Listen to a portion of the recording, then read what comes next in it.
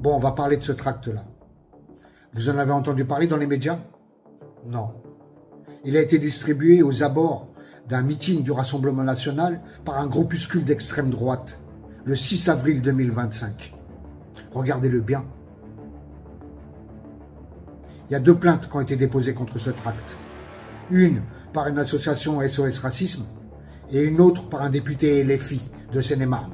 Donc ces tracts-là qui ont été distribués le 6 avril, elles n'ont pas été seulement distribuées en Île-de-France, elles ont été aussi diffusées dans toute la France. Puisque ces photos-là que je vous montre, j'ai été les trouver sur Instagram. Ce qui veut dire que ce groupuscule d'extrême droite est toujours actif. Et ces photos sont toujours diffusées à l'heure d'aujourd'hui. Donc, que fait la justice? Dites-moi, que fait la justice?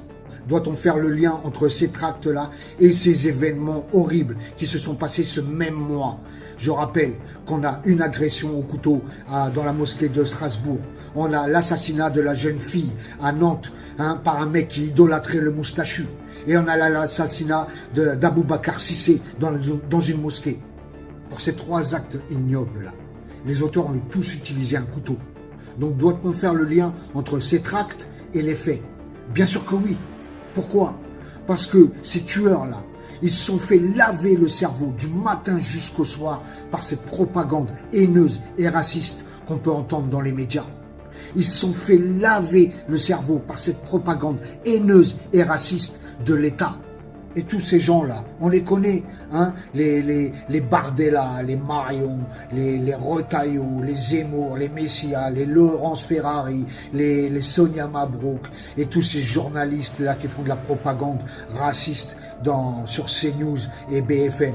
Hein, on vous connaît tous, et vous avez tous du sang sur les mains. Vous êtes en train de former des véritables tueurs en puissance. Vous avez votre part de responsabilité. Hein, et ces tueurs en puissance là, quand ils se font arrêter, alors soit ils finissent en asile psychiatrique, hein, soit carrément vous en faites des héros, comme ce flic là, à qui on a versé une cagnotte et qui a touché 1 million d'euros, je ne sais combien. Vous les placez au plus haut. Donc vous êtes responsable, vous avez votre part de responsabilité dans tout ce qui se passe, dans cette haine, dans cette islamophobie, dans ce racisme qu'il y a en France. On a dans notre pays une islamophobie, du racisme étatique, systémique. Et vous en êtes responsable.